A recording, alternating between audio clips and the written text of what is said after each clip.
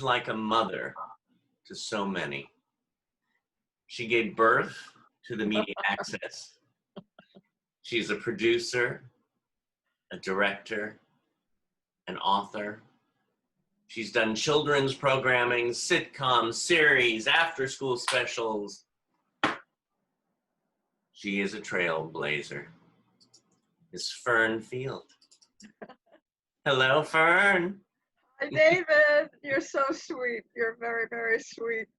Oh, well, you know, you're amazing and wonderful, and thank you for you.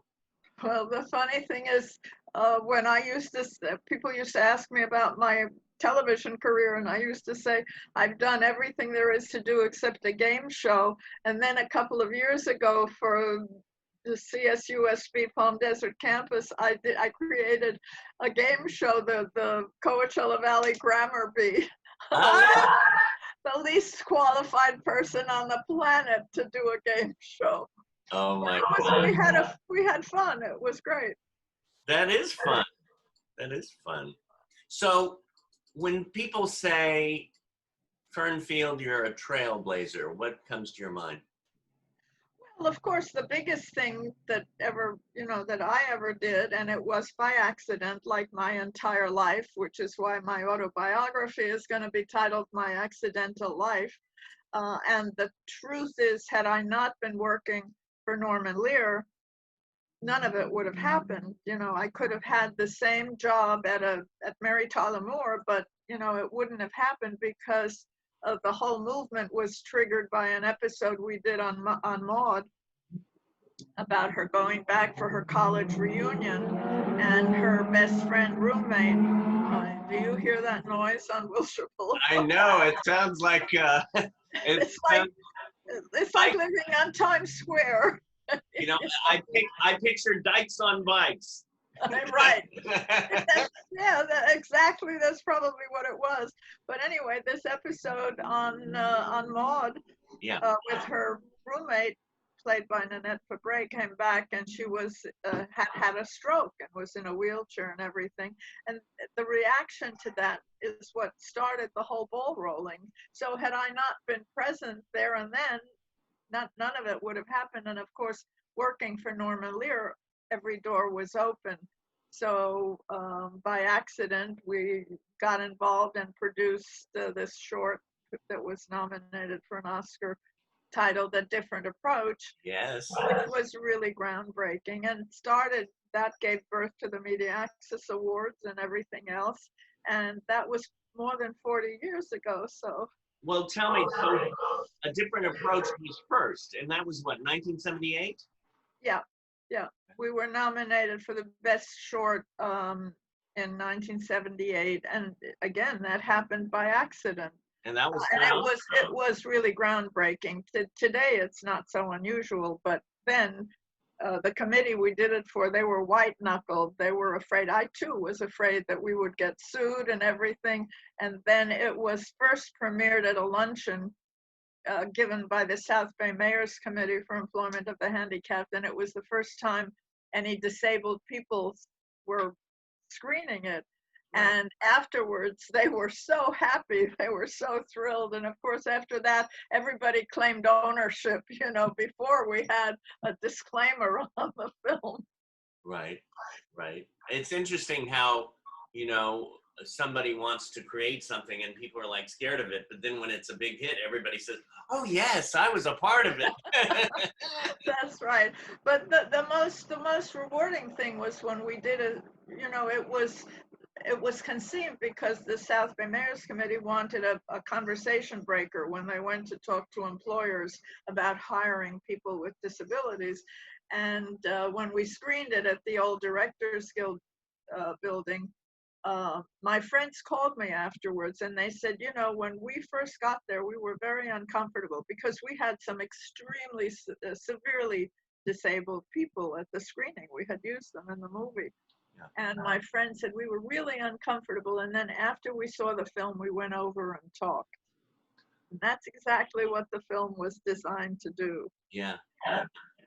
You know, I put a message out on Facebook that you were going to be interviewed, and a few people actually responded with some questions. Okay. Teresa Direx said, what are your favorite types of films to produce? And is there any way people can watch or get a copy of a different approach? Well, first of all, I like to make good films. And somebody once called me a social issues groupie. So when you look at my credits, you'll find that almost every single one had something to do with touching people's lives, changing people's lives. A different approach, probably you can get it on YouTube, maybe. I have, I'm going to digitize it, but at this point, I think it's possibly available on YouTube. Some of my after-school specials are on YouTube. On my list of things to do is to digitize everything. Yeah. And for the most part, that's how you get to see it, or at screenings and stuff like that. If anybody wanted, of course, now we can't do any of this, but if anybody wanted to organize a screening or something like that, I would be happy to. I have some DVDs. I would be happy to come at a screening and talk about it. But the film is dated. It's such a different world now. We use the word handicapped, which is a no-no these days, and everything. And so sometimes when we show the film, we get a mixed response, because some people still love it. And everybody was after me to do an updated version, but you can't really do an updated version of that film because it's a different world. I mean, doors are open. People are much more non-handicapped people, non-disabled people are used to seeing more disabled people. So you can't do what we did in 1978, but in 1978 it was groundbreaking and happily resonated around the world. Well, what was so great that it was the door open. Yes. And now, yes. Instead of remaking it, we move forward and create work for everyone, for inclusion. Exactly. But the most interesting thing was the changes it brought about in our lives, in the non-disabled people. And one of my favorite stories is about our terrifically talented choreographer who did the Busby Berkeley, Joel Paley. And we were auditioning people in the garage at Metro Media. It was February and it was pouring rain. And that's when I learned some of these bands don't fit into garages. Anyway, these people were coming in and on crutches and wheelchairs and everything. And Joel came over to me at 10 o'clock in the morning and he said, Fern, what am I supposed to say? I can't say step 1, 2, 3. And I looked at him, I didn't have an answer for that. He said, should I say wheel 1, 2, 3? And I said, that sounds pretty good to me. And he pranced off to do his auditions. Well, by 5 o'clock that day, he was so comfortable working with people with disabilities that this woman showed up. She was in a wheelchair with a caregiver. And he said, hi, can I help you? And she said, yes, I'm here to audition. He said, oh, sweetheart, I'm sorry, I can't use you. Because originally we had created this number to be done with people in wheelchairs and their attendants. And then we realized that's counter to the message that we're trying to send. So I can't use you. And she said, I have a wheelchair at home that I can control with my mouth. He said, come back tomorrow morning at 10 o'clock. And he placed her center screen, and my partner and this cinematographer went ballistic, and they said, Fern, you can't do that. I said, what? Like, you can't put her center screen, it'll be a turnoff. I said, that's what this movie is supposed to deal with. And I had to go to the head of the committee to tell her, Marcia, you have to back me up on this. And the best news about that, David, is I was telling this story the other day, probably 9 months ago. You might have been there. It was at some university, a meeting. And I was telling this story, and there was a young woman in a wheelchair, and when I quoted what my cinematographer said, that it'll be a turnoff, she said, "Really?" She was really surprised at that, because obviously she had never encountered any, any prejudice, any kind of response, negative response. And that, thank God, 40 years later, makes a big difference. Right. Makes I just got, I kept on asking myself, why are people feeling that certain way? Why are people fearful of differences? Well, it's differences, and it's also, I mean, in a disability, it's something you're afraid. You're afraid that it will, that's one of the things. That's one of the points that the Maud episode made. At the end of the episode, Nanette Fabre confronts Maud, because Maud has been avoiding her for the whole episode, and she said, "Maud, I know what's happening. You're scared stiff of me. I scare the daylights out of you." And B. Arthur Maud says, "You're right. I am. I'm scared to death." And they sat down and they talked. And Jerry Jewell came to me once after she was cast on The Facts of Life, and she said one of the most hurtful things for her was that children were afraid of her. And after she appeared on The Facts of Life, she said, "Kids come over to me on the street and in shopping malls, and we sit and we talk." And that's the power of the media. It's amazing. Yeah. It's amazing, and it's amazing what you do. It's how you take that little step, you plant the seed, you strike the match. What is your biggest joy in life? Well, it's, given what the world is today, it's hard to have joy in life. Also, because I really miss, there have been so many changes in my lifetime, and I miss the world that I grew up in and the country that I grew up in. And I don't know if you've seen David Attenborough's great feature documentary that he made for Netflix about all the changes that have happened to the planet in his lifetime. He's 90 years old. It's amazing, and every human being on the planet should watch it. But the fact that I did things that were important and that touched people's lives, that's important to me. And I get pleasure from writing, from my books and stuff like that, and from relationships. But today, in this world, there are letters to my husband. It's helping people to this day survive the loss of a loved one, because so many of us today have lost people, and we didn't have an opportunity to say goodbye because we were separated. So that book deals with that, because my husband died unexpectedly in the middle of the night, and I'm making copies of the book available to anybody who wants it. They just have to send me an email, because it's very helpful still to this day. Yeah, it's definitely a healing and helpful book. And that's, I mean, like you said, it's a joy of writing, it's a joy of relationships, and that's all encompassing. One of the shows that you produced that I remember growing up watching was The Wave. The Wave, yeah. I'm still getting, I got an email not long ago. A woman, was so impacted by that movie. It was astonishing, and it's a true story. And in reality, it all took place in a week. I think we spread it out because we felt nobody would believe it. But Ron Jones is an extraordinary human being. Yeah. And, I did a couple of his movies, and one of them was about the first basketball team up north. So he's been working with, after The Wave, which had no disabled people in it, but it has done a lot of work with disabled people up in the Bay Area. Right. Well, and it's so timely. It's what? It's timely. Yes, it is. It is. more than ever, unfortunately, more than ever.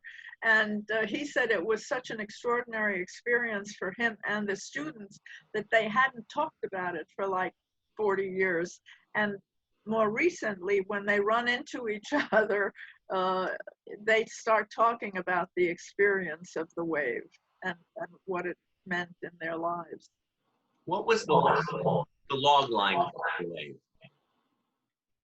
Um, Probably, I have no idea. I don't remember, but it's what Bruce Davison, who plays Ron Jones, says at the end. You know, he says not to follow blindly and to question, you know, what the people in power may be saying. And God knows we should be questioning today what the people in power are doing and whether it's right or wrong, and, you know, not being motivated only by our pocketbooks or whatever, but caring about each other, caring about people is the most important thing.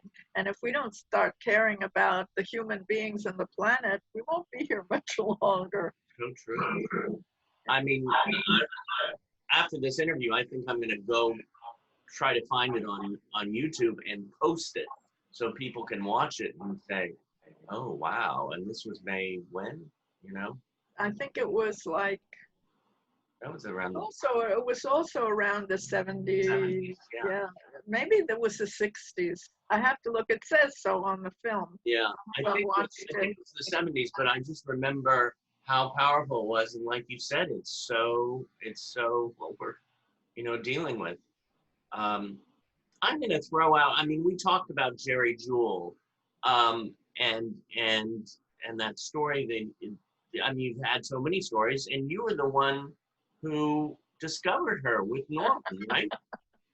Well, what happened was the Media Access Awards, the first one, which was by accident. Right. You know, the funny story about the Media Access Awards was I had been invited to a governor's committee meeting, and there was this very sexy guy in a wheelchair, Peter Arballo, who challenged me during the Q&A and said, all you media people, you're always coming, you're exploiting us, and then you leave and and his sentence, which I will never forget, and we disappear into the back bedrooms of America. Will you serve on a task force? And this was on the heels of The Men and Coming Home. You know, there had been some major movies. So afterwards, you know, we talked, and I said, look, you know, my way is not to chain anybody to the bus stop, but to go to the entertainment industry and say, here's the problem. You know, we need inclusion, and will you help us? And so the way we were going to do that is we organized a dinner during a quarterly meeting of the governor's committee. Can you hear me? All that noise? It's like you're at an airport. I can't believe what's going on. Anyway, so we decided we would do a panel discussion, and I was invited the casting directors of The Men and whatever, and I was walking down the hall to Norman Lear's office to invite him to the Media Access Awards, because he had dealt with disabilities in about all his shows, you know, episodes.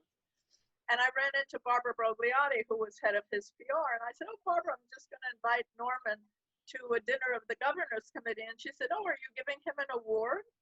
And I thought, of course we are. I thought, what a great way to ensure that somebody will show up. So that was the first Media Access Awards. I did a reel using excerpts from the shows that he had done. And I remember he walked in. I had the whole cast of Maude there because they were so terrific and so supportive. And he said, where's the press? And I said, well, I couldn't get anybody to come. And he shook his head and he said, if you were lying on the edge of the highway and an accident that put you in the wheelchair, you'd have the press. And I said, yeah, well, but that was the beginning. And of course, because he was involved, and then we, you know, and even he was involved before the Media Access Awards because I was making the movie A Different Approach. And, I got everybody because my first line was, Norman Lear is going to be in this film, and would you join him and everything. So that's how it all began. And Jerry, one of my colleagues called one day and said, there's this fabulous comedian, a stand-up comedian, and she's going to be performing Saturday on TV, and you should definitely look at her. And my stomach was crunching up, and I'm saying, please go away and leave me alone. I can't do this anymore. And of course, Saturday, when she was doing, my husband and I, whose name also happened to be Norman coincidentally, we sat down and to watch Jerry Jewell and fell in love with Jerry Jewell and got to meet her. And I had her perform at the second annual Media Access Awards. And everything about this whole thing always has a story, because Norman Lear was, of course, at the second Media Access Awards, and Jerry performed, and we all fell in love with her. And my husband brought her over to introduce her afterwards to Norman Lear, who was sitting next to Charlotte Ray. And I heard Norman turn to Charlotte and said, she should be on The Facts of Life. And I thought, what a fabulous idea. As soon as I got back to the office, I called the executive producer. It was Jack Ellis. Anyway, whatever. His name will come to me.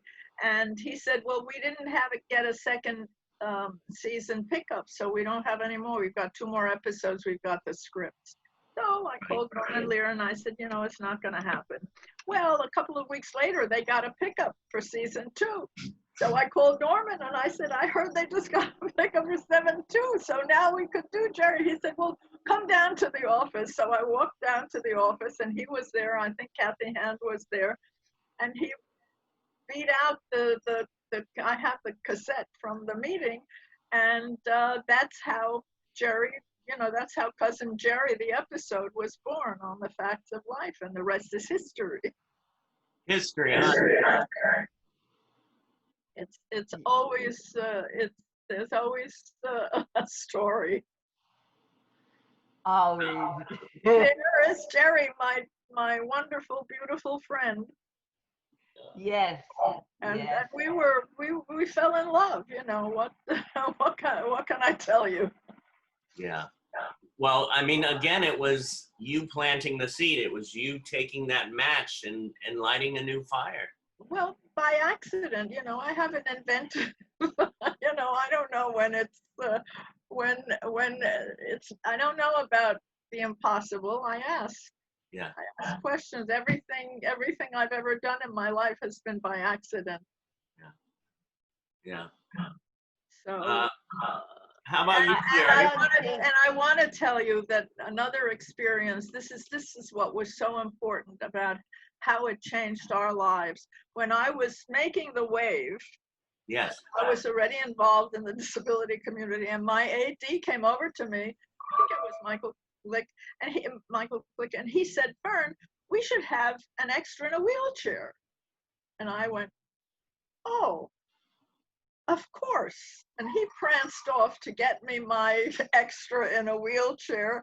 And I went, oh my God, we're going to have an extra in a wheelchair? How do I explain this to Virginia Carter? And what is Norman Lear going to say? And what if there's an accident? And what if? And this went on in my head for about 3 days. And finally, on the 4th day, I'm getting ready, putting on makeup in the bathroom and going through this. And I stopped myself and I said, look at you. Look at what you're going through. And you're enlightened. I mean, you're in the middle of all of this. And you're talking to directors and producers and writers who aren't enlightened. And look how uncomfortable you are with the thought that there's going to be a person in a wheelchair on your set. So of course I stopped torturing myself, but now I knew what we had to, what was the obstacle to overcome, what was the mountain that had to be climbed. And I had a better understanding when we were talking to people of what it's about. And I was very fortunate to meet and become involved in people that were incredible. And interesting, even before Facts of Life, I did a Cheech and Chong film. And I am not a wheelchair user. I walk, and they were paranoid that I was walking anywhere on set. They go, what if she trips? What if she does this? What if she does that? Yeah.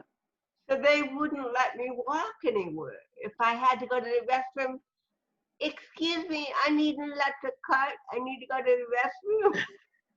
So it's like everybody else's fear is far more dramatic and unreal than the person who actually has to deal with the real thing in life. Well, tell that wonderful story about what happened to you on the set, on the studio lot, when they wouldn't let you walk wherever you had to walk. They insisted. Well, one morning I showed up on Sunset Boulevard. My call was at 4:30 a.m. I was exhausted, and I was not allowed to walk from the parking lot up the hill to the set, because again, that involved walking. So they tried to get me a cart. They couldn't find one. None was available. And this truck came around the corner, and they hailed them down, and they said, hey, you going up to the set? Yeah, man. I said, well, can you give Jewel a ride? I mean, she can't walk up there, man. Yeah, no problem, man. And he put me on the back of the truck, and he said, now hold on. And he put the gas on, and I let go, and I fell off. And I broke my thumb, my finger. Oh my gosh. I had to go to the emergency section. I think it was at Cedars, and they had to wrap up my whole hand and everything. And because of that fall, I got cut from the movie. Oh my God. I didn't even know that last part. Oh, how sad. Yeah, is that? because they couldn't match the takes. I had worked on the film for 3 weeks with no cast on my arm. Oh my gosh. And so they couldn't match it, so they had to nix it completely.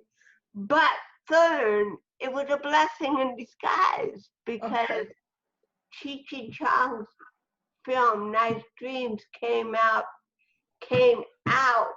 the same time that I was on Facts of Life. Uh-huh.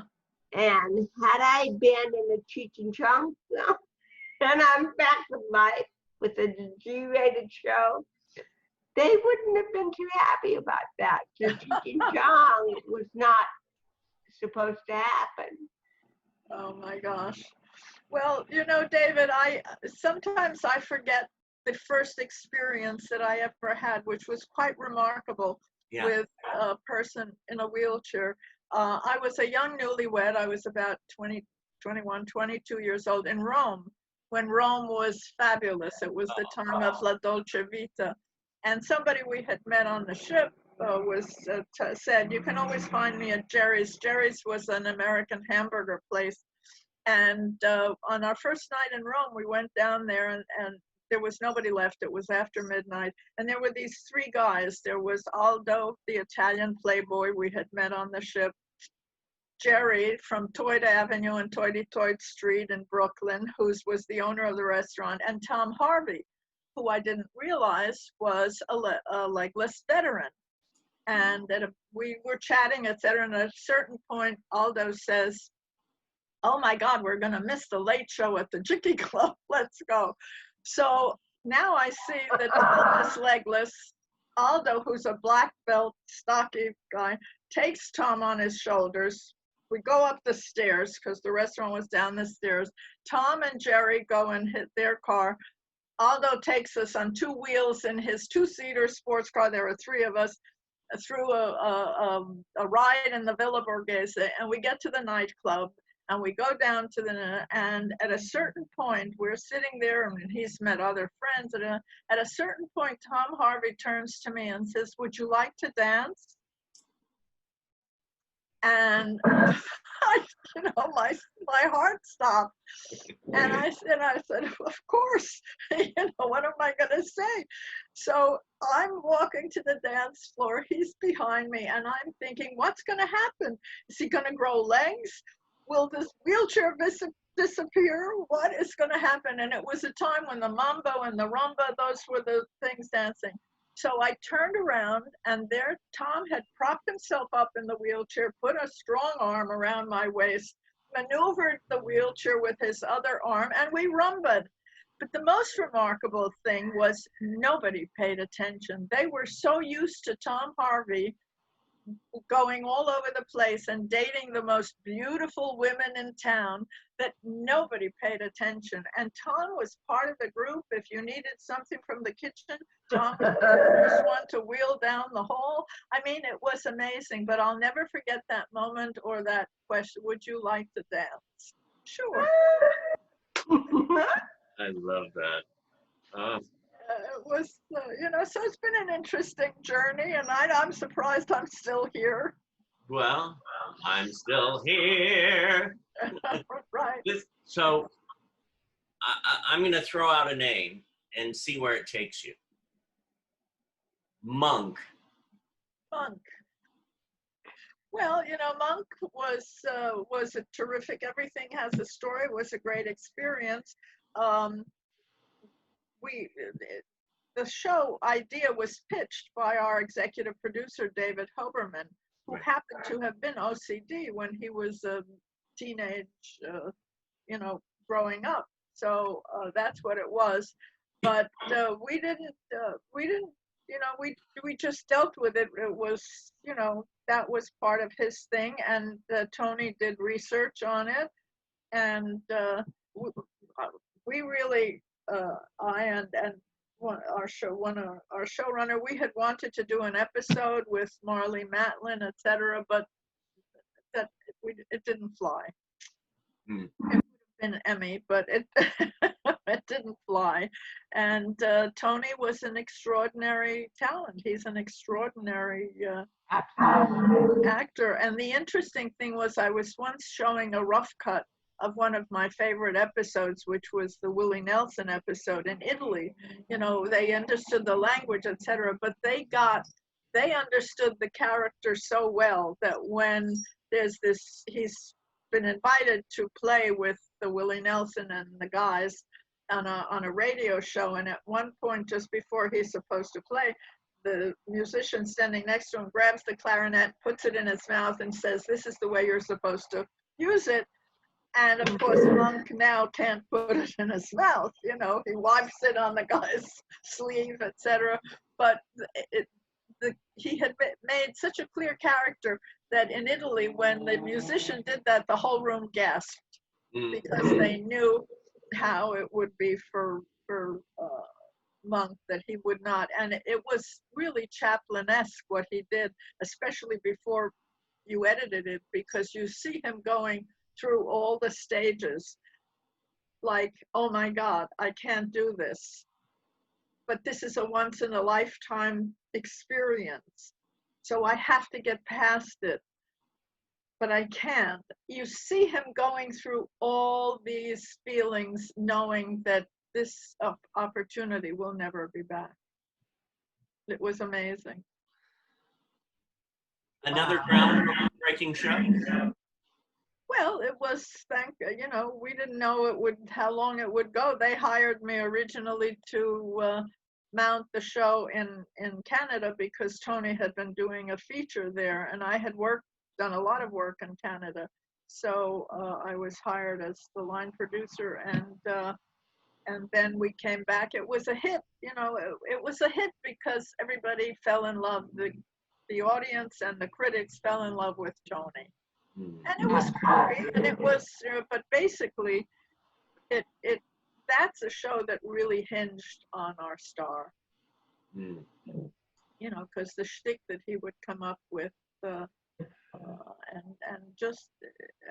the fact that he became the character and got it. It was terrific. It lasted 8 seasons. Yeah. Well, I mean, you've been honored with so much you know, for your work in inclusion and employment with people with disabilities, 2 Peabody Awards, 2 Humanitas Awards, and you received the Distinguished Service Award from Ronald Reagan. Yes, I did. Not personally. Yeah. Yes. Well, the head of the committee that we had done, you know, a different approach for, she nominated me. I didn't even know when it was that I had been submitted. But it was lovely. But I told you, Jerry, you know my friend Tom Backer, who's in the nonprofit world. He nicknamed me a social issues groupie because everything that he ever participated in, I would be there. You know, whether it was a coalition for clean air, or recycling, or this, that, and the other thing. I think it matters. I think it matters. Yeah. And you know, there are lots of people. On the one hand, I said, you know, I miss the world I grew up in, and I think that we're not paying close enough attention. And then, like on a Saturday morning, I see a show on CBS, and a couple of weeks ago, you know, the scientists have invented a sidewalk, a concrete sidewalk that collects water and processes it, and it's just amazing. So, you know, when I get to feeling pessimistic, I think of and people, you know, what we're doing. And there are some people who say, no, you know, the world is okay because technology will solve all the problems. I'm not so sure, but maybe it will. You know, I don't know. Yin and yang. Yeah, yes, exactly. Oh, and also there came a time, like after the 4th Media Access Awards, when I started traveling to locations on production. So I really was not that actively involved. Then every time I would be back in LA for something, I think maybe around the 6th or the 7th, I might have been involved again, and at the 25th. But in the beginning, the first 4, the first 3 I did by myself. How I did it, I don't know. I had a secretary and an office, and I was working for Norman Lear, which opened all the doors, but I didn't. When we got to the 3rd, which I realized after doing 2 of them, that it was just as much work doing a small one as a big one.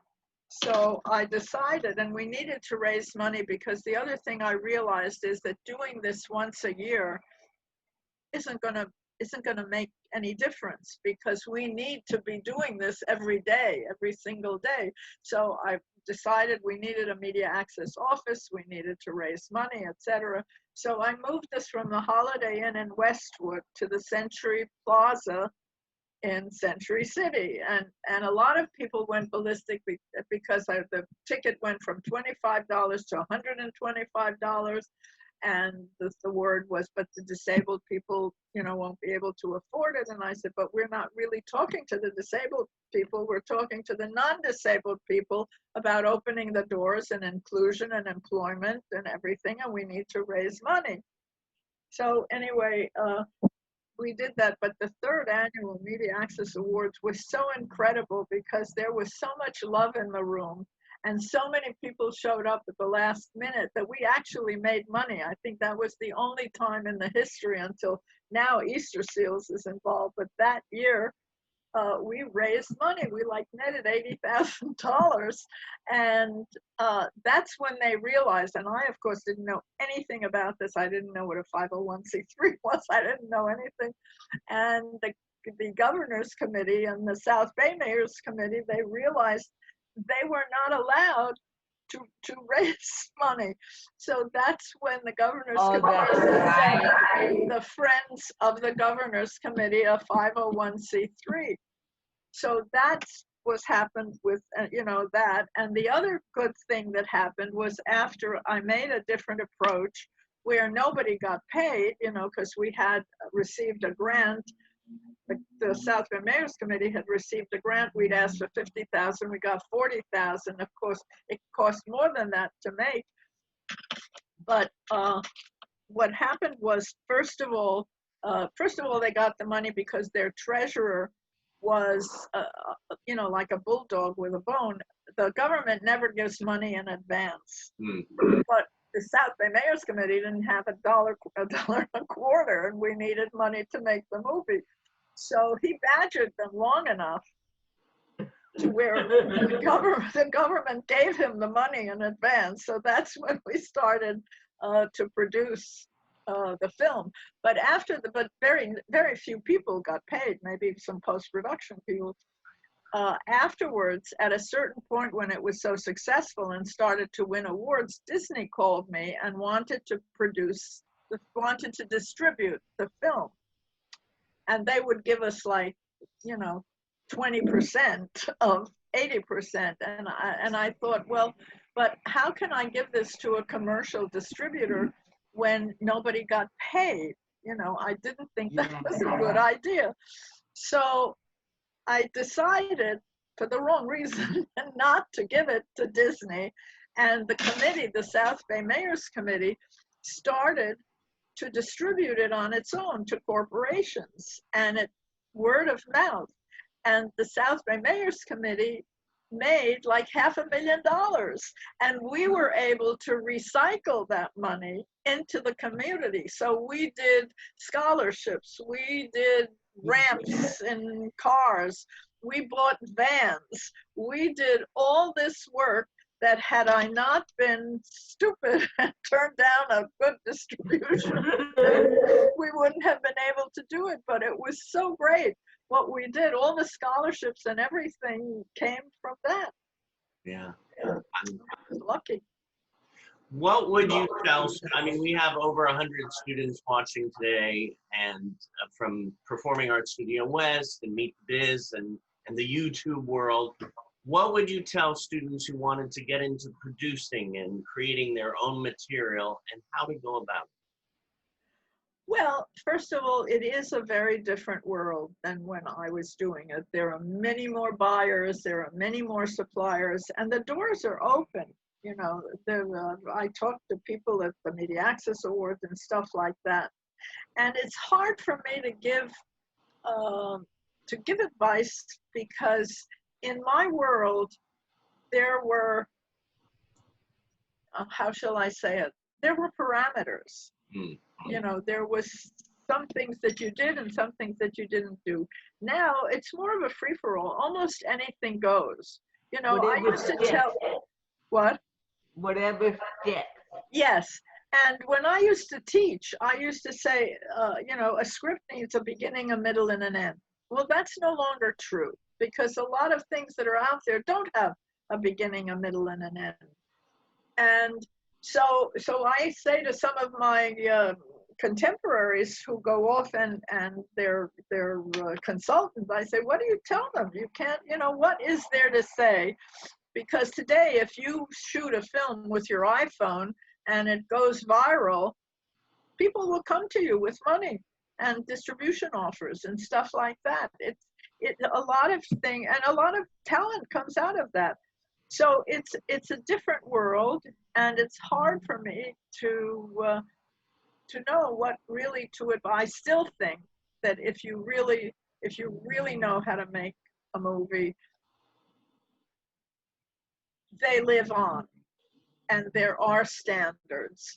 But if you look at a lot of the projects that are getting awards these days, and you look at some of the projects that made it years ago, in my opinion, they're as different as night and day, which doesn't have to be a judgmental thing. You know, anything goes. So Yeah, I would say, first of all, I think that material needs to be honest, and it needs to have some universal appeal. You know, when I wrote letters to my husband, I wrote letters to my husband because I knew that the pain that I was feeling was not unique to me, that there were a lot of people out there who had suffered the loss of a loved one, that were feeling the way I did. And I was brutally honest about myself, about my feelings, and about what was going on. And my readers responded to that. So I think, yeah, so I think, and I mean, look who I'm talking to. If you've read Jerry's book, it's an amazing book. You make you laugh, it makes you cry. It's extraordinary. She's had an extraordinary life. She's a fabulous writer, and it's amazing. And she's honest. You know, she tells it like it is. And I think that is a very important aspect to being successful. So, you know, you look at what are your favorite projects that are out there. What did they used to be, and what, when I remember when I walked out after I saw Amadeus on the screen, I was really depressed, and my husband said to me, "What's the matter with you?" And I said, "I will never be able to do something that's as wonderfully done as that." So there are these projects out there, and I hope I'm still I'm still writing. I'm able to express some of my feelings about human nature through my cat, which I had many years ago. So I've got the Destiny trilogy, and book 2 is about to come out, and Destiny's Children, and it's got great observations about how we humans, you know, deal with it, and how often she had to look at me with her look, "Are you really going to do that?" Or another look was, "Why are we here?" So, you know, and then Jerry's a cat person, and Jerry coined the word meowmore. So my Destiny trilogy is a meowmore. That was brilliant idea.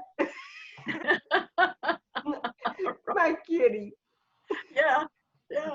So, I do have to say that in a way it's full circle, because in 2017, you were awarded at the Media Access Award the Norman Lear Jerry Jewell Lifetime Achievement Award. yeah. That was amazing. That was very special. I was especially thrilled because Michael Keaton came. Michael Keaton was like starting out, and he had a small role. I think it was in All's Fair, which starred Bernadette Peters and Richard Crenna. And he would Jim Belcher, who I got involved again by accident, and I were creating the show, and we needed a young filmmaker because it's a film within a film. So we thought that Michael would be perfect. But you know, when I asked him, and he said at the Media Access luncheon, he said he just wanted the gig. You know, I came to him, he would have done anything, but we didn't know. We didn't hear from him. We didn't even know if he would show up. We weren't paying anybody, and so we had a backup. We've got one guy there who's like this assistant to somebody on the committee in case Michael didn't show up. But Michael showed up and did a fabulous job of this filmmaker who was making this movie to encourage employment and then in those days we said the handicapped. So it was fabulous, and the fact that he was at the Media Access Awards, that was really very special for me. It was really Norman was there too. Norman, of course. Yeah, it was an incredible day. I was so proud to be a part of it. Yeah. Well, it was very special. And, you know, again, as I said, if I had been working for Mary Tyler Moore, they wouldn't have done an episode like that. They were, you know, it was because I was working for Norman Lear, because Norman never said no. You know, he showed up at the first Media Access Awards when we gave him an award. You know, that's how it was born. And if they had Barbara Brogliati not asked me that question, we wouldn't have it. Awards. But it was really, of course, in the another person that really above and beyond was Lorene Arbus, because I had hired her and her husband to do an episode on a show I was doing, again for Norman Lear, and she was asking me about the Media Access Awards and that she would like to be involved, etc. I said, fine. That was just before I was moving. It was the 3rd annual, and I was moving it to Beverly Hills. And 2 things happened to me on that thing. Lorene showed up one day and she said, well, who's on your committee? And, you know, but nobody was on my committee. I had some kind of a committee, but people would always come to me with, oh, it would be great to get so-and-so, you know, but then they would leave and I should go get so-and-so. And I said, well, you know, we don't really have a dinner. She said, Fern, you can't do this. You need to have every studio head, every network head, etc., on your dinner committee. And I said, well, she said, well, she said, I'll do it. I said, Lorene, the invitations have to go to the day. She looked at her watch and said, how much time do I have? I said, until 3 o'clock. And she left. And by 3 o'clock, we had half the studio and network heads part of our dinner committee, which we were able to include in the thing. So she was, you know, I mean, she was remarkable, and she bailed us out on a number of occasions because it was very difficult to maintain the office, the awards, etc. It wasn't until now when the Easter Seals have gotten involved that you know, everybody could breathe a little bit, but it's been an uphill climb every year. Yeah. But Lorene was incredible, and she put us on the map. She really did. Well, I want to thank you for being here today. And Well, this was real fun, and I'm so glad, Jerry, that I get a chance to talk to you. It's so fabulous. See, Yes. this is where technology is wonderful. yeah, and I love surprises. I thought, oh, I'll bring you, you know, we'll surprise Fern a little by having Jerry here. Oh, that's fabulous. Yeah. I love you both. Oh, well, Love you guys. we love you. We love you. I have to tell you one thing about Maude, though. Yes. I watched Maude every week with my mom. It's a memory that is just in my head. We would sit on the couch.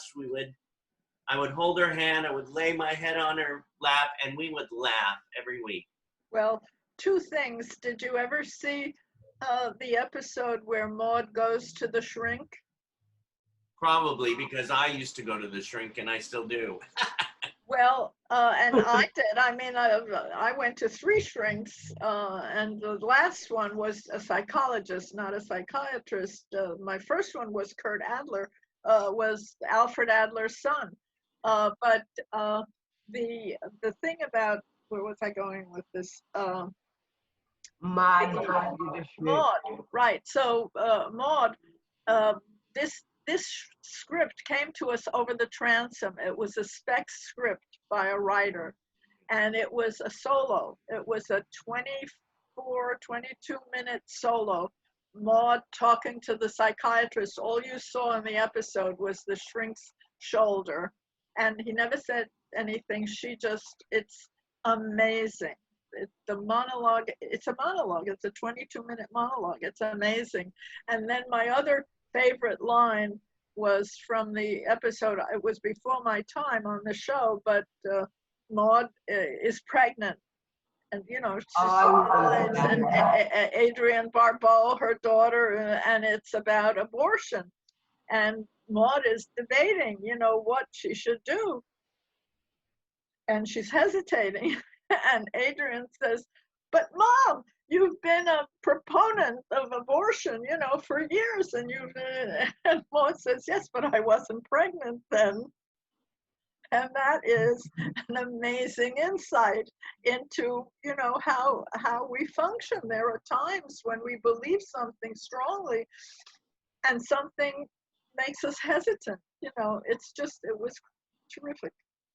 She was fabulous. I mean, she was formidable, and you know, when I first went to work, she was like, she was larger than life to me, but she never said no. I could call her. I called her to be a narrator on a film I did for the Department of Mental Health.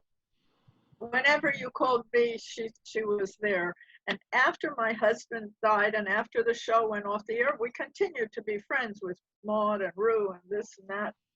And one day, it was a particularly difficult day on the shoot. I was doing Counter-Strike in Toronto with Christopher Plummer, and it was it was like midnight, and I was the last one at the studio. And on the public address system, the night guy says, Fern Field, B. Arthur's on the phone. And B. Arthur, oh my God, I picked up the phone and she said, Fernsey, I was thinking about you and I wanted to call and say, this was right after my husband died. And I wanted to call you and tell you I love you and just say hello. I said, B, you don't know how much this phone call meant to me. It was been a terrible day and it was just amazing. Yeah, they were terrific. All those guys were, it was a great cast. It was a great time to be working for Norman Lear. It was a family, and we cared. We cared about the content. We cared about what was going on. Norman, if an episode was having a problem, the call would go to Norman's office and he would be down at the studio. And he could take a line from one character and give it to another character, and all of a sudden it was brilliant and it worked. Yeah. It was a great time. Wow. Yeah, it was a great time.